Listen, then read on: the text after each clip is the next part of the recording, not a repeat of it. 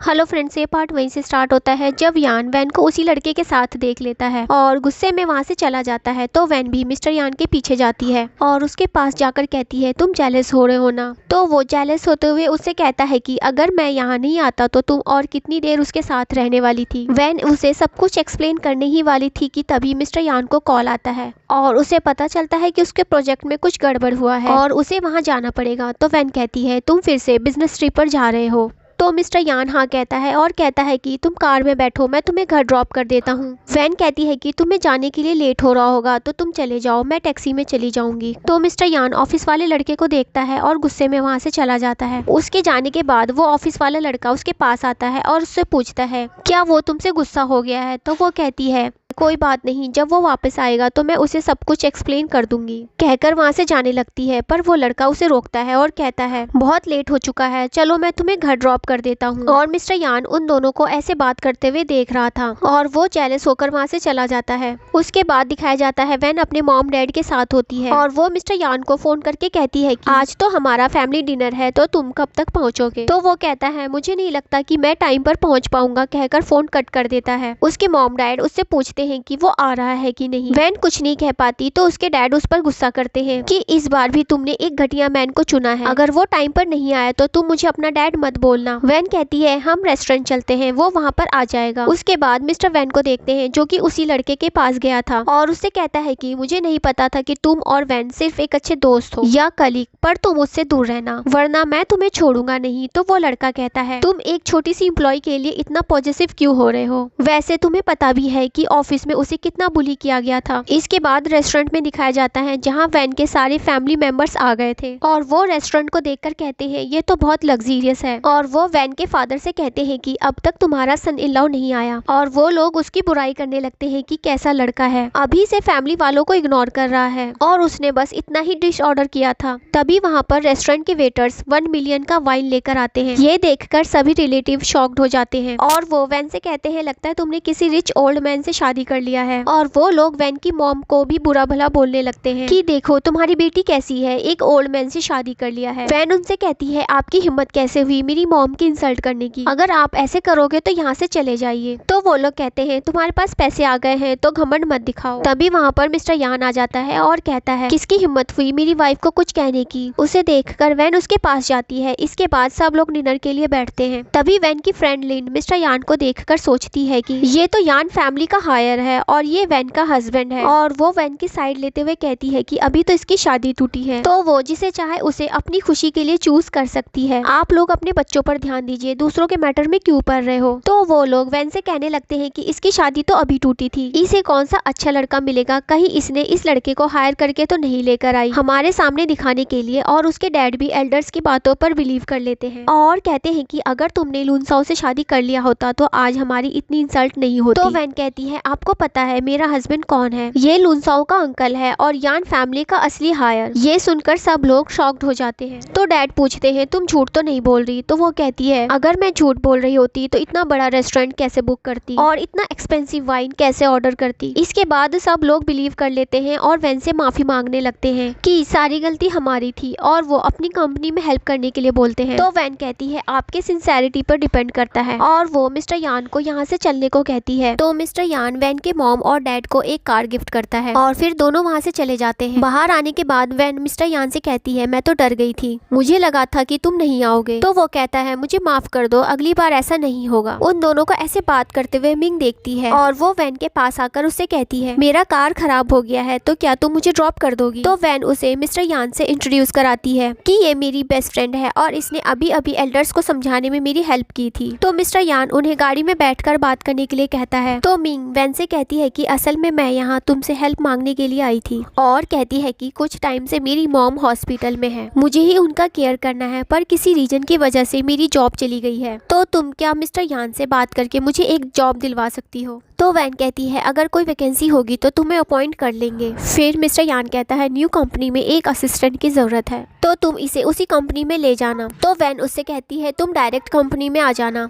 ये सुनकर वो खुश हो जाती है और यहाँ पर ये पार्ट खत्म हो जाता है।